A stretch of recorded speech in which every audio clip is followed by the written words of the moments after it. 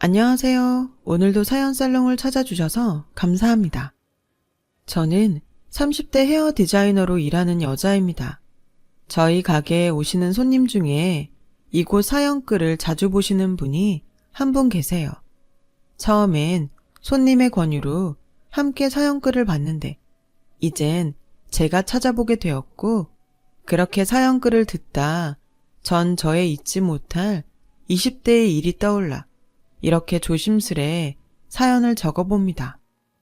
부모님이 중학교 1학년 때 이혼을 하셨어요. 매일매일 전쟁처럼 싸우는 부모님을 보면서 저렇게 살 거면 그냥 이혼을 하지 왜 같이 살면서 서로 못 잡아먹어 안달일까? 하며 이해를 못했습니다. 그 즈음이 제가 사춘기였는데 하나뿐인 딸의 사춘기보다 당신들의 치열한 싸움이 중요했던 부모님은 저는 안중에 없었어요. 그때 전 철이 빨리 들었는지 사춘기도 집안 분위기 봐가며 부릴 수 있는 거라는 생각을 하게 되었습니다. 주변 어른들은 저에게 주인은 다른 애들이랑 다르게 철이 들어 예쁘네. 부모님이 참 좋아하시겠다. 라며 모르는 소리를 가끔 하셨고, 전 그럴 때마다 그냥 미소만 살짝 보이고 그 자리를 피해버렸어요. 저희 아빠는 건설 현장에서 일하는 노동자였고, 엄마는 동네 제법 큰 마트에서 아르바이트를 하고 계셨죠. 두 분의 싸움의 원인은 늘 돈이었어요. 집에서 살림만 하던 엄마가 아르바이트를 하게 된 계기도 역시 그 돈 때문이었거든요. 다른 집 남자처럼 다달이 월급을 가지고 와야 나도 날짜를 맞춰가며 살림을 하지. 이건 뭐 들쑥날쑥 돈도 왔다 갔다 도저히 불안해서 살 수가 있나? 이렇듯 두 분의 싸움은 저희 아빠가 월급을 제때 그리고 일정하게 가져오지 않는 것이 원인 같아 보였습니다. 그 뒤로 몇 년간 더 치열한 부부싸움을 하시다 부모님은 결국 이혼을 하셨어요. 저희 엄마는 저에게 자기 몸 하나 건사하는 것도 힘드니 저는 아빠와 살라고 말하고는 자기 집만 챙겨서 집을 나갔고, 전 충격에 빠지게 되었어요. 엄마와 아빠가 이혼할지 모른다는 생각은 어릴 때부터 했지만 전 당연히 엄마가 절 데리고 나갈 거라고 생각했거든요. 그날 이후 저희 집은 아빠와 저 둘만 남았어요. 늘 전쟁터 같던 집안은 소리라는 것이 없어진 절간처럼 고요하고 무거운 침묵만 흘렀습니다. 아빠는 제가 딸이라 그런지 저를 조금 어려워하셨어요. 이상하리만큼 다른 지역 공사를 많이 하셨고, 그래서 저는 혼자 집을 보는 날이 많게 되었어요. 지금 생각하면 아빠도 저와 둘이 있기가 그리 쉽진 않았던 게 아닌가 생각하게 되네요. 솔직히 아무도 없는 집은 편했어요. 더는 마음 졸이지 않아도 되고 아빠를 신경 쓰지 않고 집안을 돌아다닐 수 있었거든요. 그러면 안 되는데 저는 아빠가 집에 오지 않는 날을 점점 좋아하게 되었습니다. 그렇게 어른의 관리 없이 저는 공부보단 게임이나 연예인에 빠져들었고 학교에서 조금 불량한 친구들하고 어울리게 되었어요. 저와 친구들은 주로 모여서 가끔은 학교에 가지 않고 사복을 입고 어른 흉내를 내며 놀러 다니기도 했습니다. 어른들이 하지 말라는 것은 스릴 있고 재밌었어요. 그리고 그런 일탈을 하기엔 집이 빌 데가 많은 저희 집이 딱이었고요. 그렇게 저희 집은 우리들의 아지트가 되었죠. 저도 알고 있었어요. 이게 나쁜 일이라는 것을요. 하지만 자유를 얻은 듯 했던 저는 조금은 그래도 되지 않을까 생각했고, 처음이 어렵지 한번 시작한 일탈은 끊을 수 없었어요. 아빠도 살짝 눈치를 채고 있는 듯 보였지만 선뜻 저에게 뭐라고 말하지는 못하는 듯 보였죠. 그러던 어느 날 아빠는 저에게 모르는 여자를 소개하더라고요. 곧이어 그 여자가 저의 새엄마가 될 거라고 통보했고요. 저는 예상하지 못한 일이라 당황했는데 그런 저를 보며 새엄마가 될 여자는 너 생각보다 귀엽게 생겼구나. 잘 부탁해. 라며 저에게 먼저 손을 내밀었어요. 그 손을 잡지 않았어요. 그리고 제가 할 수 있는 최선의 반대를 했어요. 하지만 그런 저의 반대는 아무런 소용이 없었고 전 아빠의 결혼식에 참석해야 했어요. 저희 친엄마는 아빠의 재혼 소식을 어떻게 들었는지 저에게 이혼하고 처음으로 연락을 하셨어요. 그러고는 새엄마라는 사람은 어떤 여자냐며 꼬치꼬치 캐물었는데요. 전 그런 엄마에게 그냥 나도 엄마랑 살면 안 돼? 아빠 집에 안 들어오는 날도 많은데 모르는 아줌마랑 어떻게 둘이 있어? 라고 동문서답하며 애원했죠. 엄마는 예상대로 형편이 여의치 않아 힘들다며 혹시 새엄마가 괴롭히면 언제든지 연락하라고 말하곤 전화를 끊었어요. 그리고 제가 걱정했던 대로 아빠의 부재 속에 새엄마와 저 둘만 집에 있는 나날이 되었습니다.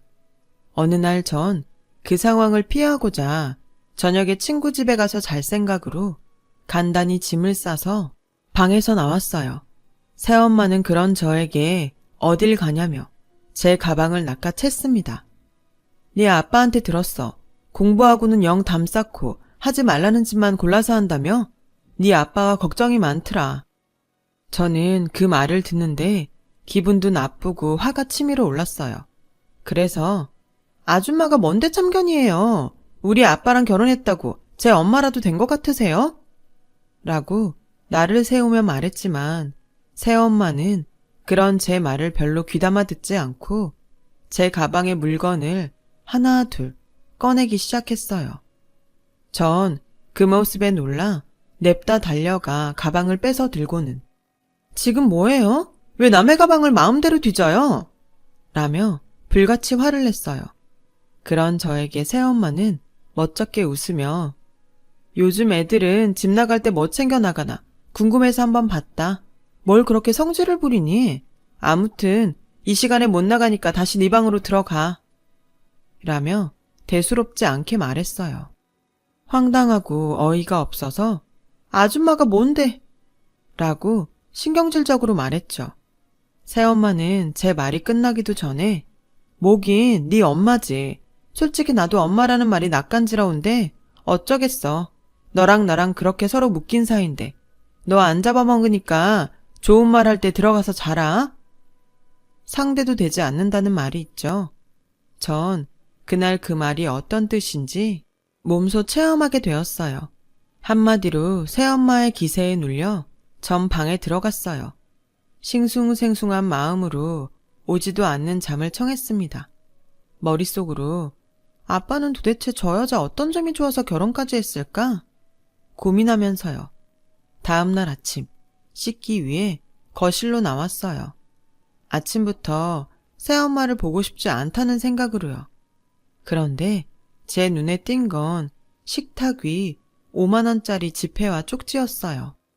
쪽지엔 내가 쓰던 신용카드 정지했다. 앞으로는 용돈 받아서 써. 한 달에 5만원이면 괜찮지? 라고 적혀 있었어요. 제가 들고 다니는 신용카드는 집을 자주 비우는 아빠가 준 것이었는데 아침부터 화가 치밀어 새엄마를 찾았지만 집안을 다 뒤져도 새엄마는 보이지 않았어요. 전 하는 수 없이 씩씩거리며 5만원을 주머니에 챙겨 집을 나왔습니다. 학교에 도착해서 저는 친구들에게 제가 겪은 황당하고 짜증스러운 일들을 이야기했어요. 친구들은 신용카드가 정지되었다는 제 말에 얼굴빛을 바꾸더니 그 뒤로 저를 상대해주지 않더군요. 서로 비밀을 공유하고 하지 말아야 할 일탈도 함께한 친구들인데 그 친구들은 절 친구로 생각하지 않은 모양이었어요. 저는 심한 배신감에 우울증이란 감옥에 갇히게 되었어요. 이 일의 원인인 새엄마와 그리고 그런 새엄마를 데리고 온 아빠를 용서하지 못한 채 방문을 잠그고 나오지 않게 되었습니다. 그렇게 보름을 지내니 학교에선 무단결석이 많아지고 있다며 연락이 왔고 전 될 대로 되라는 심정으로 모른 척 했어요. 그러던 어느 날 갑자기 제 방문을 망치로 때리는 소리가 들리기 시작했고 방문은 요란한 소리를 내며 부서졌습니다. 정말 놀라고 당황했는데 제 눈에 곧 망치를 손에 든 새엄마의 모습이 보였어요. 지금 뭐 하는 거예요? 왜 멀쩡한 문을 부시고 난린데? 저는 있는 힘껏 소리를 질렀어요. 하지만 새엄마는 눈 하나 깜짝하지 않으면서 제 머리통을 정말 세게 손으로 내리치더라고요.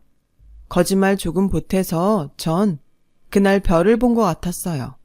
정신도 좀 희미해지는 것 같았고요. 그깟 일로 방구석에 처박혀서 너야말로 뭔 청승인데 오늘 학교 가서 얘기 다 들었어. 넌 등신처럼 돈 보고 만난 개들이 친구라고 생각했어? 난 또 무슨 대단한 일을 겪고 저러나 했지. 꼴 같지 않게 쇼하지 말고 당장 내일부터 학교 가. 쇼? 당신은 내가 지금 쇼하는 것 같아? 당신이 뭘 알아? 제발 부탁인데 그냥 나한테 관심 꺼. 뭘 하냐고? 내가 네 마음 한번 맞춰볼까? 너 배신감에 성질났다가 내가 뭘 할 수 있나 무기력해지고 앞으로 학교에 어떻게 다닐까 걱정되다가 짜증나서 그냥 다 포기하고 싶고 친엄마한테 같이 살자고 하고 싶지만 다시 버림받을까봐 무섭지?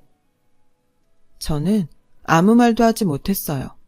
무슨 쪽집게 무당처럼 제 마음을 술술 읊는데 얼굴이 다 화끈거리기 시작했어요.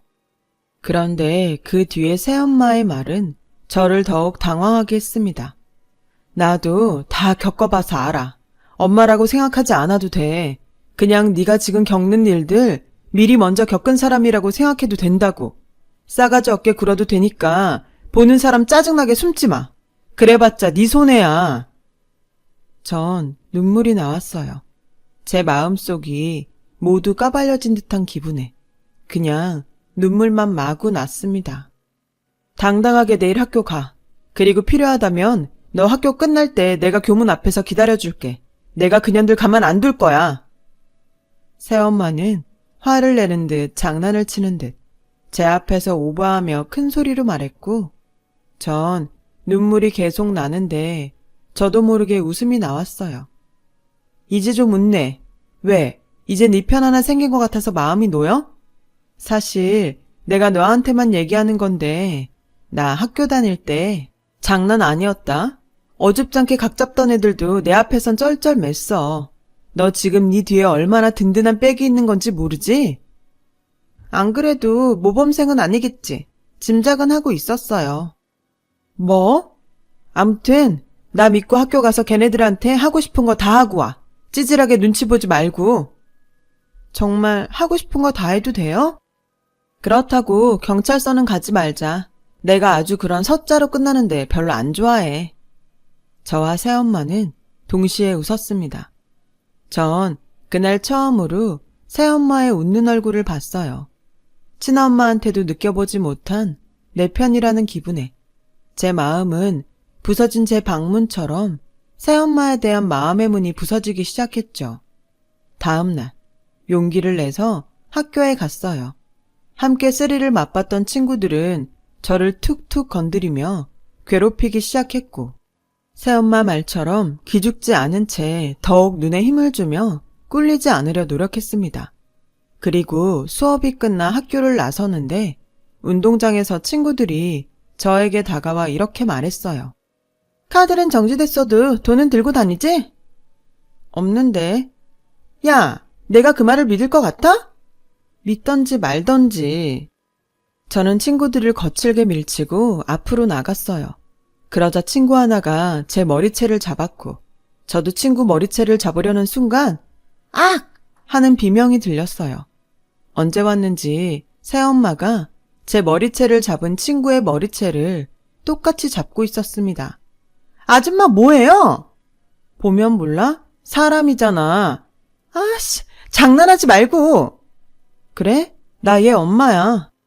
친구들은 일제히 표정이 굳었고 새엄마는 친구들을 자기 앞으로 끌어와 뭐라고 말하는 듯 보였는데 친구들은 얼굴이 사색이 돼서는 도망치듯 교문을 빠져나가더라고요. 뭐라고 했길래 쟤들이 저렇게 도망가요? 별말 안 했어. 앞으로 너 건드리면 내가 여기에다 지나가는 사람들 다 보게 이름이랑 학년반, 빨간색으로 써서 플랜카드 달아놓는다고 했지. 전 웃음이 나왔어요. 새엄마의 엉뚱하지만 저를 위해주는 그 마음이 고맙게 느껴지기 시작했죠. 그 후로 저와 새엄마는 조금씩 마음의 거리를 좁혀갔고, 모르는 사람은 저와 새엄마가 정말로 모녀 사이로 착각할 정도로 가까운 사이가 되었어요. 그렇게 저는 중학교를 졸업해 고등학교 3학년을 마쳤습니다. 아빠는 대학 진학을 하라고 했지만 등록금이 한두 푼도 아니고 서울에 있는 대학에 갈 성적도 아닌지라 대학 진학 대신 미용학원에 다니겠다고 했어요. 하지만 아빠는 우리나라에선 대학을 나오지 않으면 사회생활을 할 수 없다고 강하게 반대를 하셨고요. 그때는 형편도 어려우면서 대학 진학을 강요하는 아빠가 이해가 되지 않더라고요. 결국 저희 부녀는 심하게 부딪히게 되었습니다. 원래 최씨 고집은 알아준다고 아빠와 전 한치의 양보도 없이 대립했어요. 그런데 의외의 복병으로 등장한 새엄마는 왜 애 인생에 이래라 저래라 하지? 자기가 대신 살아줄 거야? 싸울 일도 아닌데 하루 이틀도 아니고 혹시 심심해? 하며 저에게 윙크를 살짝 날리고 제 편에 서서 아빠에게 말을 해줬어요. 순간 아빠는 헛기침을 몇 번 하고 민망한지 담배를 가지고 밖으로 나갔고, 새엄마는 저에게 자기 신용카드를 주며 내일 학원에 가서 등록하고 오라고 했어요. 그때 처음으로 고맙다고 이야기했고, 새엄마는 웃으며 열심히 하라고 말해 주었어요. 전 그렇게 사회에 첫 발을 내디뎠어요. 미용실 막내 스텝으로 청소부터 가게의 모든 잡일은 제 몫이었고, 아침부터 저녁까지 다리가 퉁퉁 부을 만큼 전 열심히 했어요. 그리고 모두 퇴근하면 청소와 함께 커트 연습과 파마 마는 연습을 거의 매일 했는데, 그러던 어느 날 처음 본 손님이 가게 문을 두드렸습니다. 혹시 지금 머리 자를 수 있어요? 죄송해요. 저희 영업시간이 끝났어요. 내일 오전이나 아니면 저녁 8시 이전에 다시 방문해 주세요.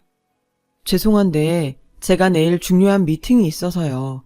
지금 꼭 잘라야 하는데 이렇게 부탁드려도 어려울까요? 죄송합니다. 이미 디자이너 선생님들이 모두 퇴근하셨어요. 아, 그래요? 죄송하지만 그쪽은 디자이너가 아니신가요? 네, 전 아직 스텝이라서. 전 말끝을 흐렸어요. 딱히 그럴 이유는 없었는데도요. 그러자 남자는 제 손에 든 가위를 가만히 쳐다보곤 이렇게 말했습니다. 괜찮으니까 단정하게만 좀 부탁할게요. 제 머리를 저기 마네킹 머리라고 생각하고 편하게 잘라주세요. 네? 너무 놀랐어요. 가끔 늦은 시간에 오시는 손님은 있었지만 스텝이라고 말한 저에게 머리를 해달라고 하는 손님은 없었거든요. 곤란하다고 했어요. 혹시라도 제가 잘못해서 머리가 이상해지면 안 되니까 그럴 수 없다고 단호하게 말했습니다. 그러자 남자는 괜찮아요. 원래 초보 운전이 더 안전하잖아요. 괜히 하는 소리 아니고 제가 정말 지금 머리를 자르지 않으면 곤란해서 그래요. 라고 막무가내로 안으로 들어왔습니다.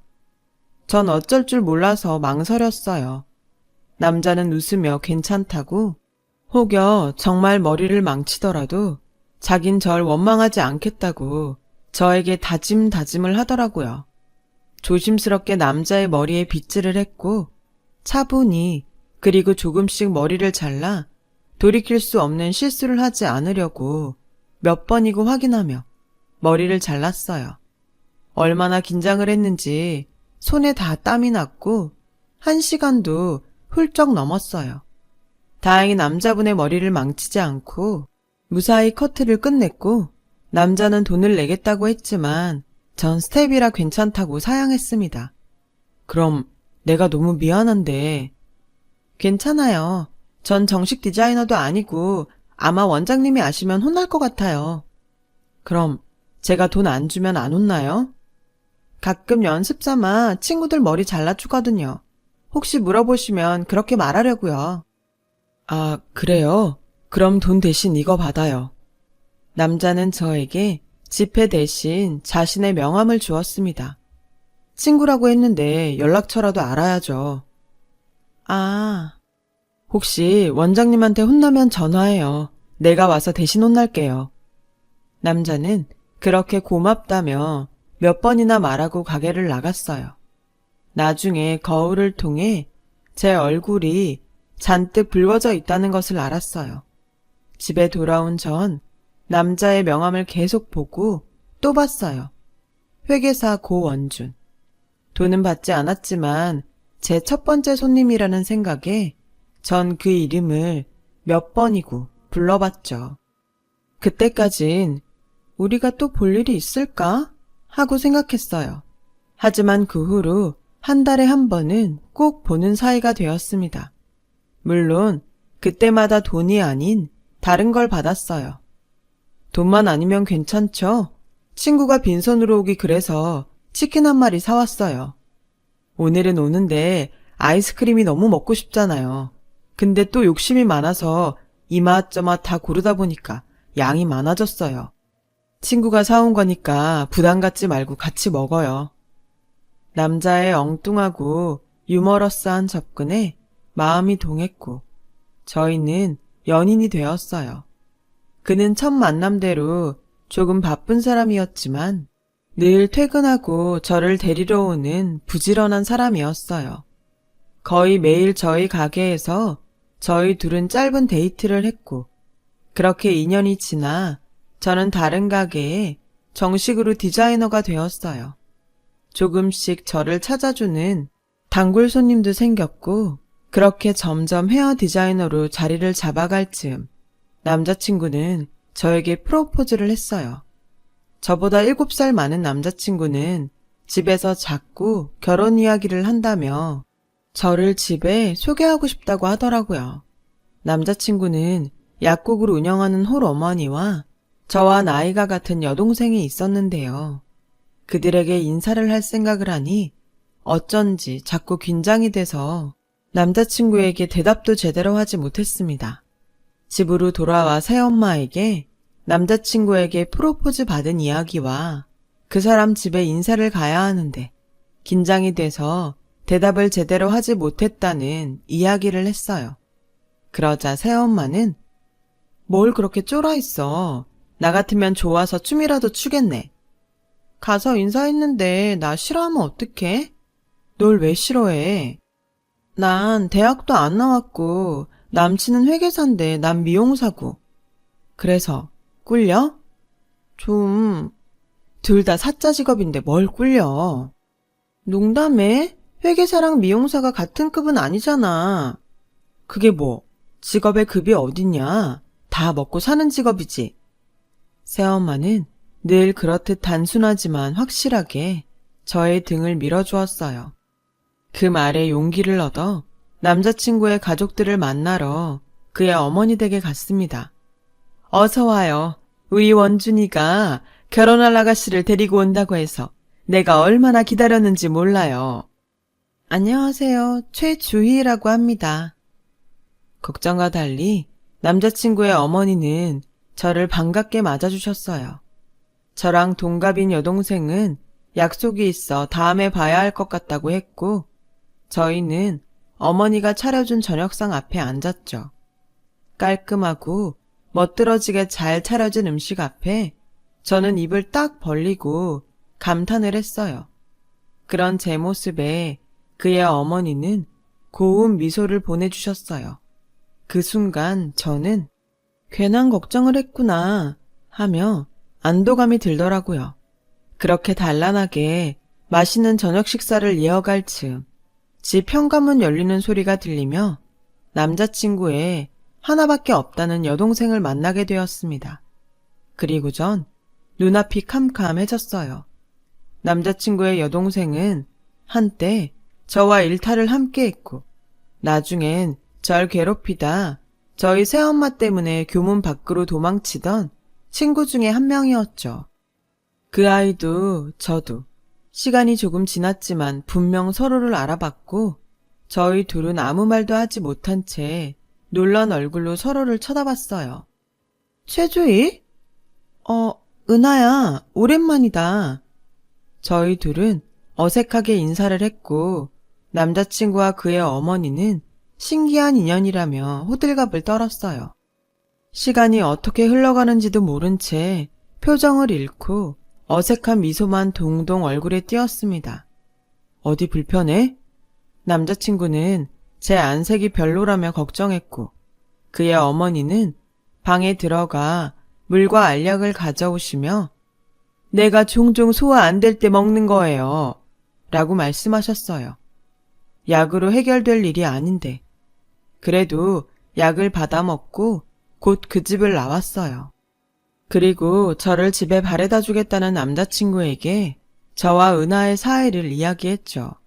남자친구는 놀라는 눈치였어요.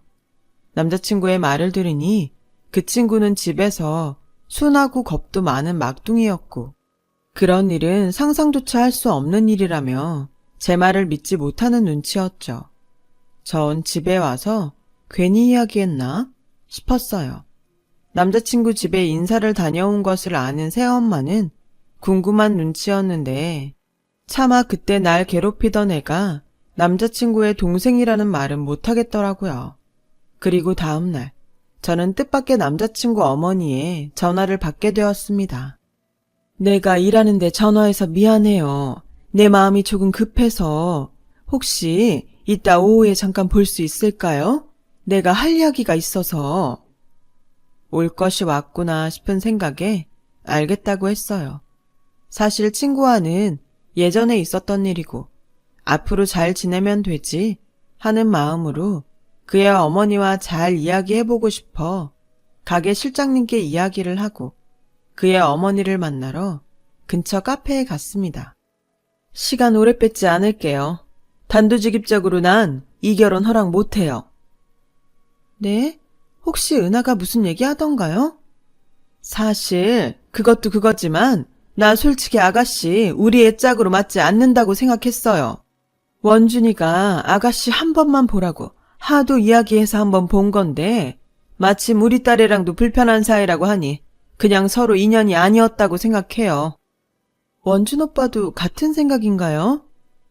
그것 때문에 좀 부탁하고 싶은데 그의 어머니는 저에게 남자친구에게 헤어지자고 말해달라고 부탁하셨어요.